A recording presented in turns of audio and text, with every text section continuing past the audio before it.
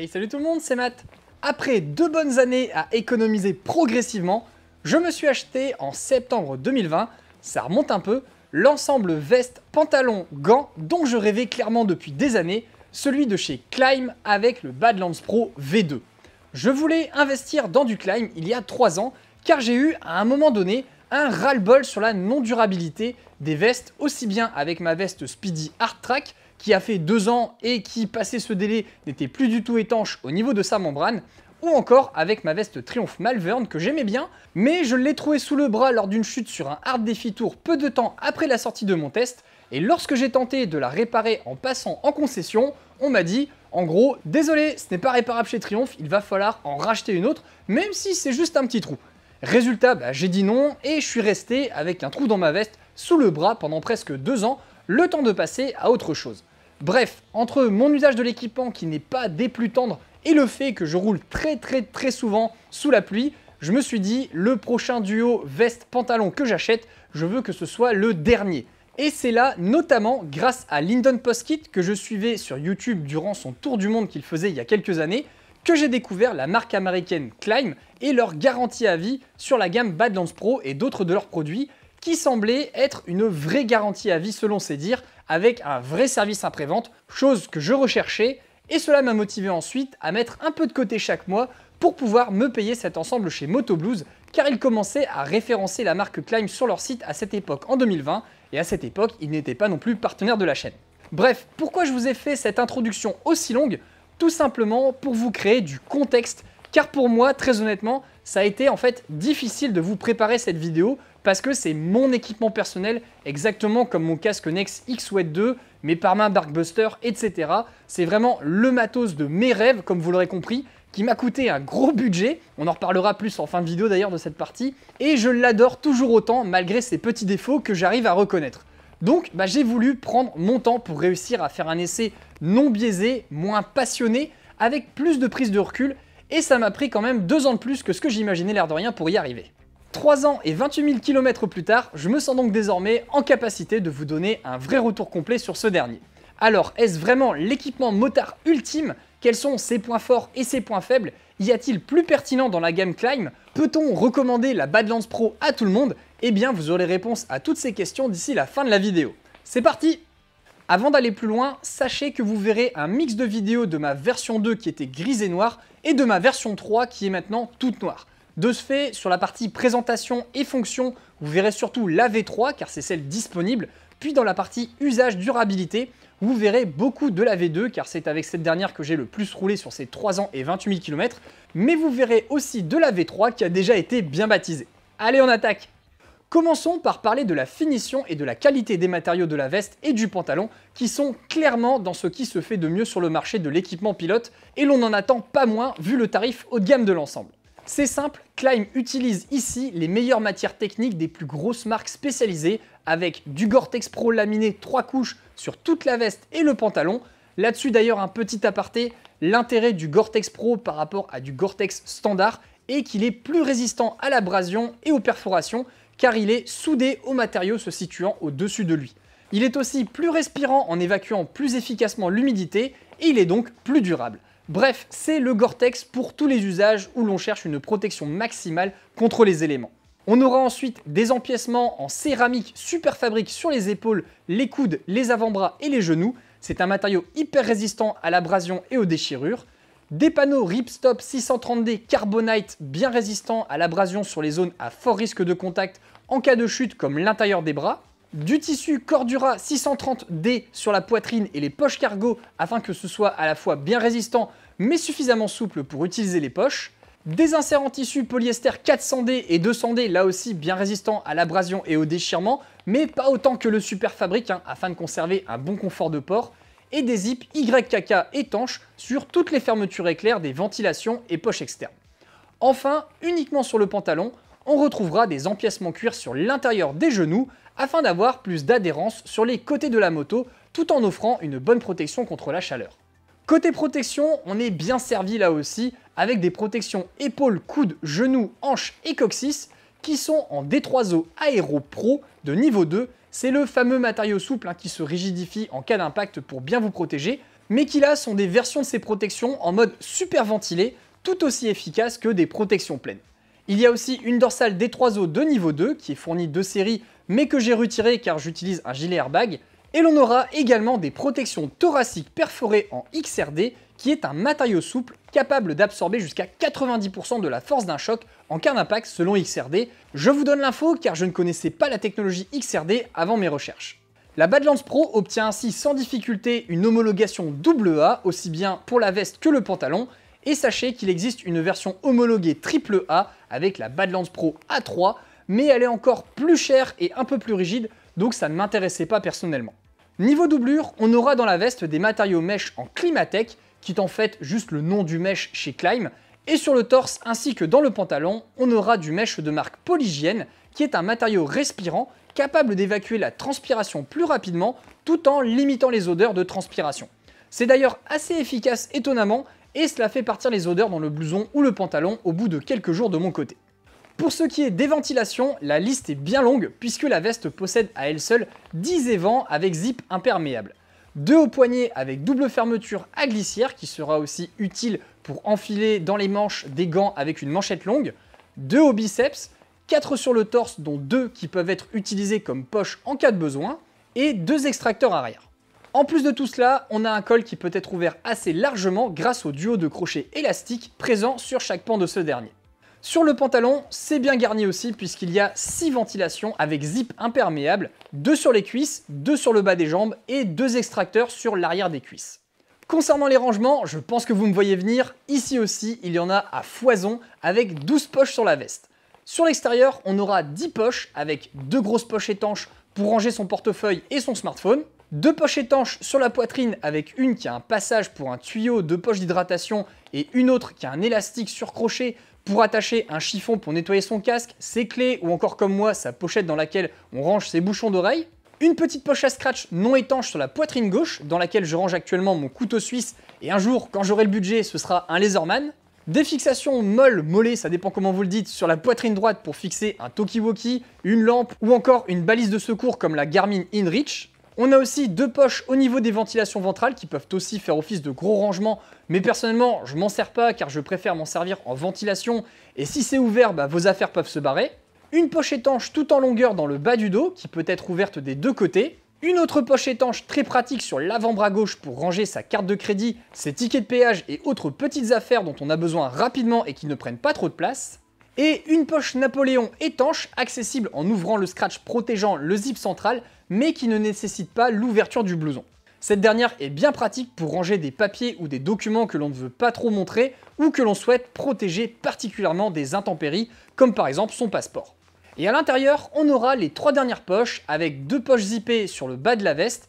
et une poche verticale à scratch où je n'ai jamais vraiment trop su quoi ranger dedans à part une barre de céréales car elle n'est vraiment pas large puisqu'un smartphone ne rentre pas dedans. Il y a aussi une poche dans le dos avec une ouverture au niveau du cou, mais celle-ci n'est pas faite pour ranger des objets mais plutôt une poche à eau de 2 ou 3 litres proposée en option en faisant ensuite passer le tuyau par l'intérieur du blouson jusqu'à la poitrine droite. Le pantalon, quant à lui, disposera de 2 grandes poches sur chaque cuisse, dont un organiseur dans celle de gauche, afin de pouvoir ranger un stylo ou de petits objets sans qu'ils n'aillent se perdre jusqu'au fond de la poche avec d'autres objets. Mais perso, le stylo sur le cuisseau, je suis pas trop amateur, donc je m'en sers pas, mais en tout cas, sachez que c'est présent.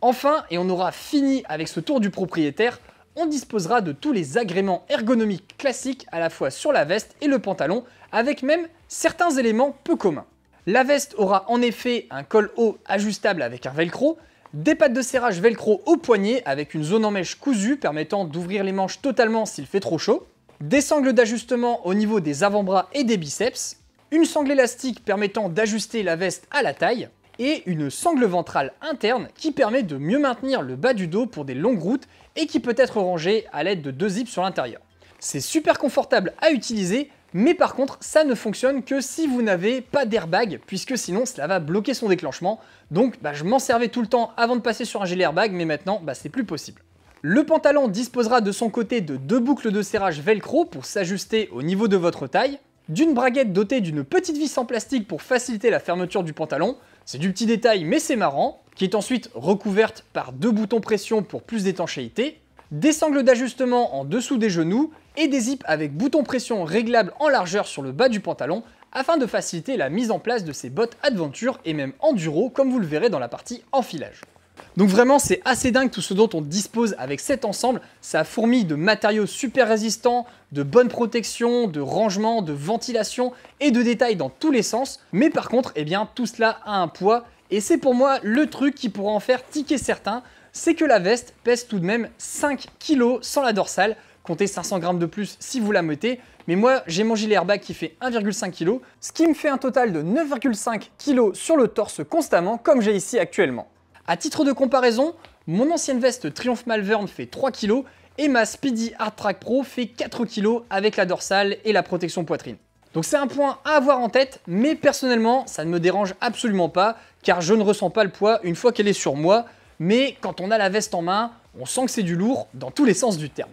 Le pantalon fait quant à lui dans les 3,5 kg, sachant que moi j'ai ajouté des bretelles, ce qui est non négligeable, mais là aussi ça ne me gêne pas spécialement à l'usage. Autre point qui m'a surpris quand je l'ai acheté et que je n'avais pas compris sur le coup, c'est qu'il n'y a pas de doublure hiver fournie avec. Klim dit qu'ils font ce choix afin que chacun prenne le type de doublure hiver le plus adapté à son usage. Comme ça, en fonction de si vous êtes plus ou moins frileux, vous pouvez prendre un sous-vêtement technique, une veste technique ou alors carrément une veste chauffante. Mais bon, franchement, à ce niveau de tarif premium, ils auraient pu au moins mettre une doublure standard comme le font tous les autres fabricants. De ce fait, moi j'utilise mon mid-layer de mon ancienne veste Triumph qui est encore très bien et très fonctionnelle, ou alors quand il fait vraiment très froid, j'utilise ma veste chauffante Kais, mais je n'ai pas été m'acheter un mid-layer Klim à 100 € jusqu'à présent car je n'en ai pas eu la nécessité. Mais bon, au moins comme ça, vous le saurez, si vous n'avez pas de couche intermédiaire déjà chez vous, il faudrait prévoir ça en plus dans votre budget. Abordons maintenant le sujet de l'enfilage avant de vous parler de ce que cela donne à l'usage. Et là-dessus, la V3 de la Badlands Pro est sans reproche désormais, puisque tout s'enfile et se ferme facilement, là où justement j'avais des reproches à faire sur ma V2, mais qui au final ont tous été corrigés sur cette V3, donc je ne reviendrai pas sur le sujet puisque la V2 n'existe plus. J'apprécie beaucoup cette sensation d'enfiler une armure blindée quand elle arrive sur mes épaules. Je suis content aussi de retrouver le même système d'ouverture de manche que j'avais sur ma Speedy et que je n'avais plus sur ma veste Triumph, à savoir la possibilité d'ouvrir les manches avec le zip dans les deux sens et le scratch de serrage, ce qui me permet en fait d'enfiler n'importe quel type de gant et de pouvoir mettre la manchette du gant par-dessus ou par-dessous la veste lorsqu'il s'agit de gants mi-saison ou hiver. C'est particulièrement pratique de pouvoir mettre les manchettes à l'intérieur du blouson afin de limiter au maximum les infiltrations d'eau. Et avec les gants été, j'apprécie aussi le petit rebord en cuir qu'on a sur le tour des manches que je n'avais pas sur la V2 mais qui est présent sur la V3 et qui rend l'ensemble bien plus agréable à porter lorsque cela vient au contact de la peau. Ça peut vous paraître du petit détail tout ça, mais c'est typiquement toutes ces petites choses en fait que l'on attend sur une veste haut de gamme et personnellement je suis sensible en fait à ces éléments. Sur le pantalon, c'est pareil, pas de difficulté à l'enfilage, mais par contre pour mes mensurations, eh bien je suis obligé d'ajouter des bretelles car sinon le pantalon descend progressivement quand je conduis, ce qui n'est pas très pratique. Et ce souci, je l'ai rencontré sur les deux versions, que ce soit avec mon ancienne V2 ou avec cette V3, mes jambes sont de la bonne longueur, mais je ne suis pas assez large au niveau du bassin, même en serrant les scratchs, donc j'ai rajouté une paire de bretelles de pantalon de snowboard que j'ai acheté chez Oakley pour 25 € à l'époque, et depuis elles m'ont toujours suivi et tout est nickel. Oubliez par contre l'idée de mettre un pantalon de ville sous ce pantalon Badlands Pro, j'ai déjà essayé plusieurs fois et ça passe avec un jean pas trop large, mais c'est trop désagréable car on se sent serré et engoncé, donc seul un vêtement technique peut convenir sous ce pantalon Badlands. Ce n'est pas en fait un surpantalon, mais bien un pantalon, et cette nuance fait toute la différence. Et pour ce qui est de l'enfilage des bottes, cela se fait vraiment bien avec le système d'ouverture zippé plus les pressions. Je n'ai jamais eu de problème pour mettre mon pantalon par-dessus mes CD Adventure 2 ou encore par-dessus mes grosses bottes enduro Alpinestar Tech 7 Dry Star. N'espérez pas par contre mettre votre bas de pantalon dans vos bottes car c'est un pantalon de type OTB, ce qui veut dire Over the Boots. Vous avez peut-être d'ailleurs déjà vu cet acronyme sur le nom de certains pantalons qui signifie par-dessus les bottes en français. Et donc si vous souhaitez pouvoir mettre votre pantalon dans vos bottes un peu comme ceux qui roulent avec des motocross, il faut dans ce cas un pantalon de type ITB qui veut dire In the Boots, dans les bottes quoi, donc c'est simple à comprendre je pense. Mais au moins vous avez pigé la petite nuance entre ITB et OTB qui sont notées des fois sur les fiches produits. En tout cas, la coupe de cette V3 me va beaucoup mieux que la V2 que j'avais auparavant. Ils ont totalement retravaillé la veste et le pantalon et cela se voit puisque cela fait beaucoup plus européen dans les morphologies avec un ensemble plus ajusté et plus près du corps. Pour vous donner un ordre d'idée, je fais 1m83 pour 70 kg et je n'ai désormais plus cette sensation de vêtements extra large à l'américaine que j'avais sur mon ancien ensemble, qui était un point négatif pour moi qui est désormais corrigé. Et la résultante de tout cela, c'est que c'est aussi beaucoup plus agréable quand je roule, car cela ne ballotte plus comme avant au niveau des manches et des jambes.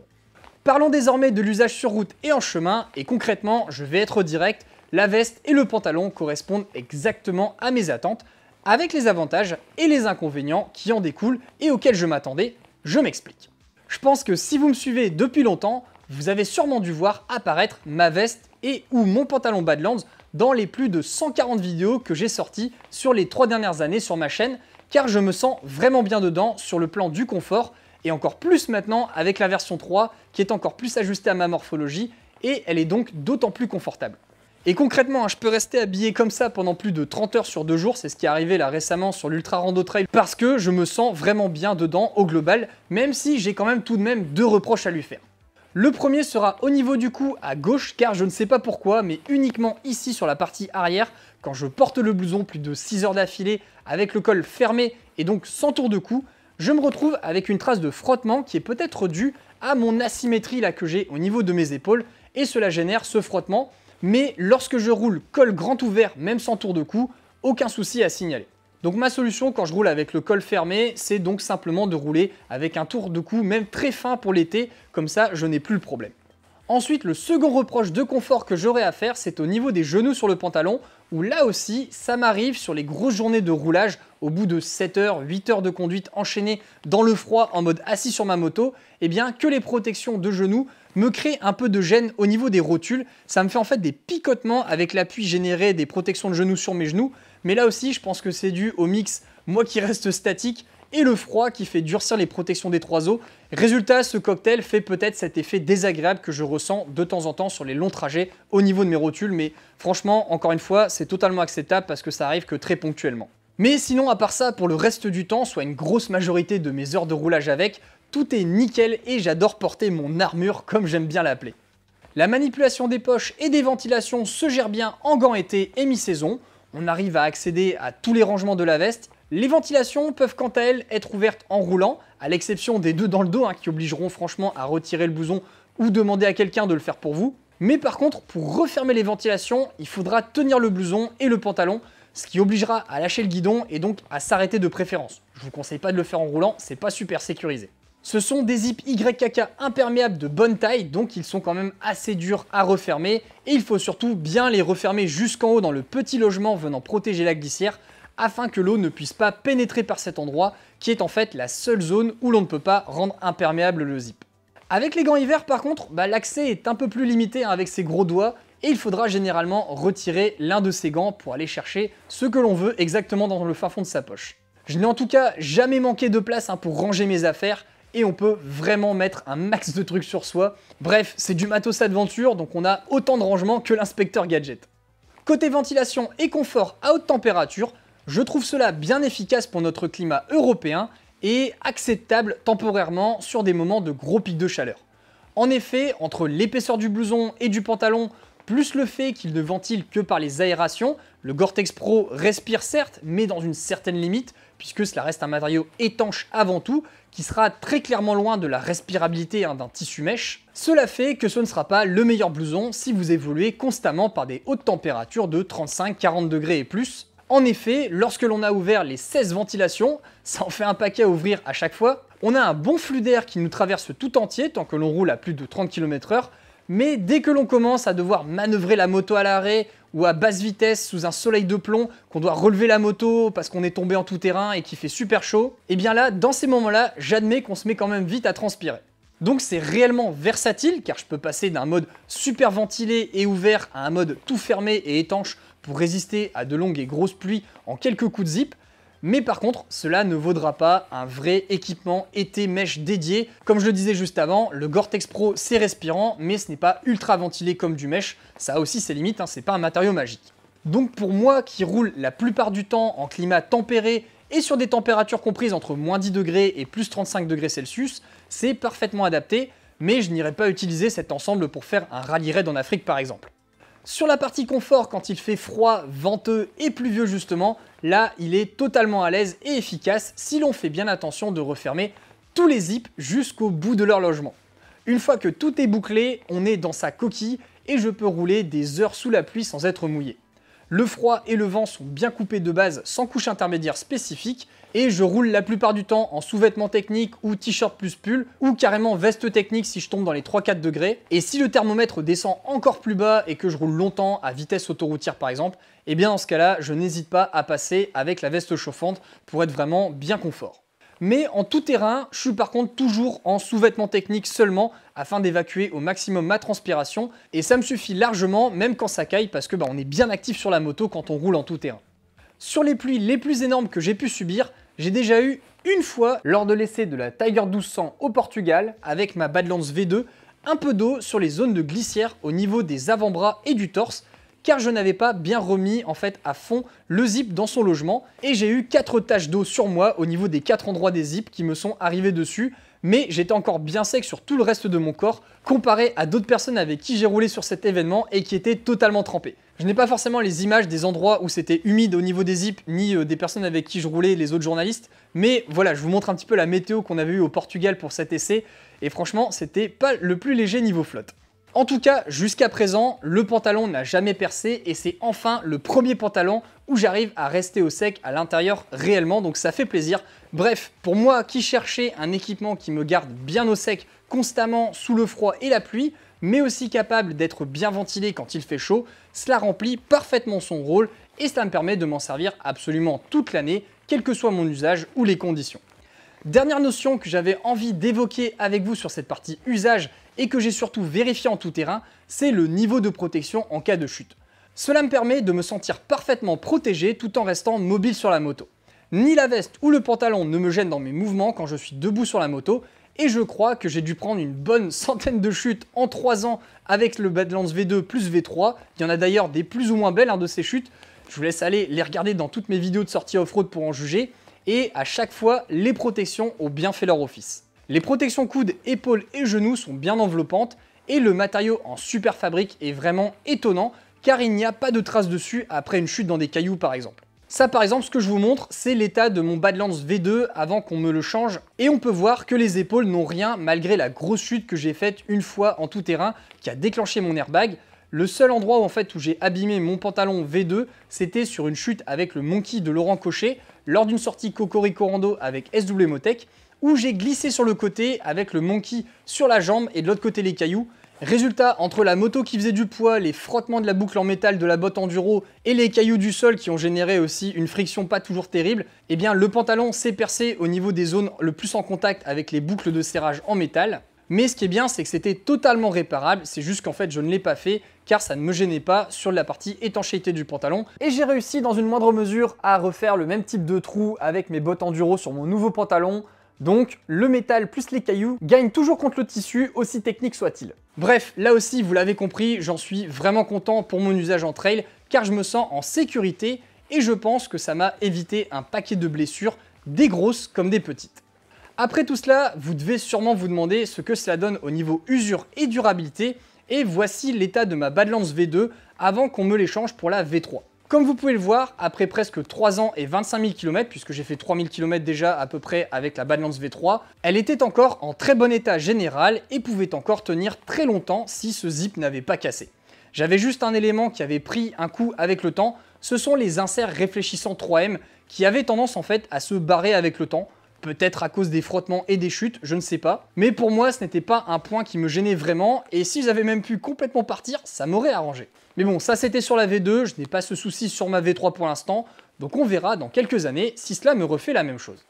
Dernière partie à aborder avant de conclure, ce sont les tailles, coloris, prix et surtout les garanties de cet ensemble Klim Badlands Pro. En termes de taille, la veste sera proposée en 6 tailles allant du S au 3XL, et pour le pantalon, il y aura aussi 6 tailles qui iront du 30 au 40 US. C'est une marque américaine, donc n'hésitez pas à regarder le guide détail sur le site de Motoblues pour bien choisir. Et au pire, s'il y a une erreur à laisser à réception, il y a le retour gratuit sur le site pour changer de taille si besoin. Donc voilà, n'hésitez pas à l'utiliser. De mon côté, je vous le redis au cas où vous avez oublié, je fais 1m83 pour 70 kg et je suis en M pour la veste et en taille 30 US sur le pantalon. Comme ça, vous avez quelques points de repère pour voir un petit peu l'ajustement de la veste selon la taille et le poids. Pour les coloris, on peut choisir entre 6 versions pour la veste et 4 versions pour le pantalon. Donc là, je vous affiche les différents coloris à l'écran, mais sachez que ces couleurs varient selon les années, donc il est possible que ce point ait changé si vous regardez cette vidéo dans les années à venir. Ensuite, pour ce qui est du prix, vous l'avez aperçu dans l'introduction,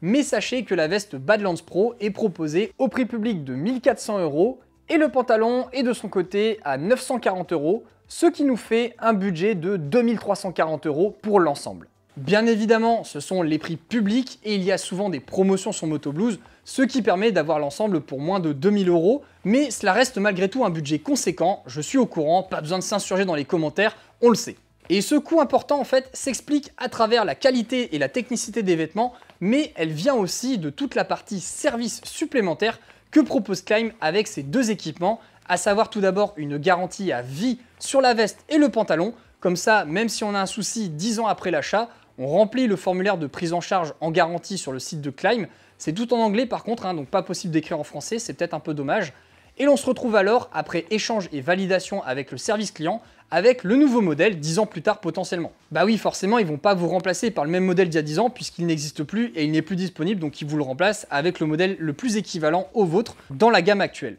Et ça, c'est typiquement ce qui m'est arrivé dans une moindre durée, puisque moi, ça arrivé au bout de 2 ans et demi, avec le remplacement de mes équipements V2 par des V3 suite à mon souci de zip et de poche. Autre avantage, on a aussi pendant les 5 premières années une assurance crash et sinistre qui permet dans le cadre d'un accident avec un tiers et constat d'assurance ou de police gendarmerie rempli, et si ces deux conditions sont remplies, cela vous permet de pouvoir obtenir gratuitement un nouvel ensemble en remplacement de celui accidenté. Il faut dans ce cas renvoyer son équipement accidenté chez Klim afin qu'ils puissent l'étudier et voir s'ils peuvent améliorer des choses sur le modèle, et eux vous renvoient en échange un ensemble tout neuf. C'est franchement cool, surtout que ça fonctionne partout dans le monde, même si je sais bien évidemment qu'en France, il y a beaucoup de monde qui a une assurance équipement pilote avec un remboursement complet de l'équipement aussi haut de gamme soit-il. Après, si par contre on a un crash tout seul sur route ou en chemin et que l'on abîme sa veste ou son pantalon, comme ça m'est arrivé, sachez que Klim propose aussi un service de réparation qui permet, moyennant un devis à valider,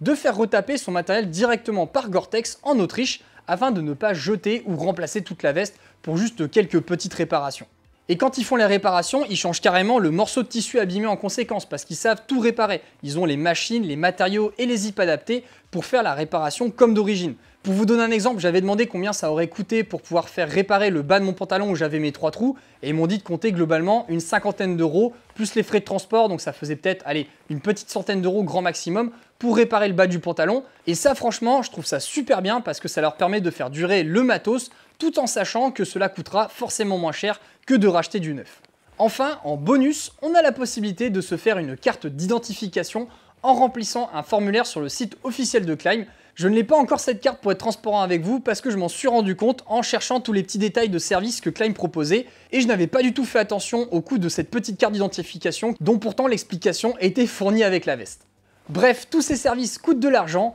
et c'est ce qui fait que Klim est une marque un petit peu hors norme dans le monde de la moto et c'est aussi ce qui explique en partie pourquoi le matériel Klim est cher. Parce que oui, tout ce que je vous ai dit là, ça ne s'applique pas qu'au Badlands, ça s'applique à plein d'autres équipements qui sont proposés à la vente chez Klim. J'avais bien évidemment aussi regardé chez les autres marques, parce qu'il y a aussi des choses super en Gore-Tex Pro, très polyvalentes, et c'était moins cher, c'est vrai, mais les garanties en fait ne suivent pas à chaque fois. Avec 2 ans de garantie sur des vêtements à 800 ou 1000 € chez Furigan, Alpinestar, Ixon, Speedy ou encore Denez, je suis désolé, mais c'est pas acceptable. À ce prix, ça devrait être mieux garanti. On a du mieux chez Ruka ou encore Eld, qui sont aussi des super marques avec du 5 ans de garantie, mais cela reste insuffisant à ces niveaux de budget. Et au final, la deuxième meilleure marque que j'ai trouvée en termes de garantie sur les vestes et les pantalons, c'est Stadler qui fait du 10 ans de garantie, avec en plus des vestes et pantalons qui ont l'air très bien, mais en fait c'est aussi cher, voire plus cher que du Klim, alors que ce n'est garanti que 10 ans entre guillemets, ce qui est déjà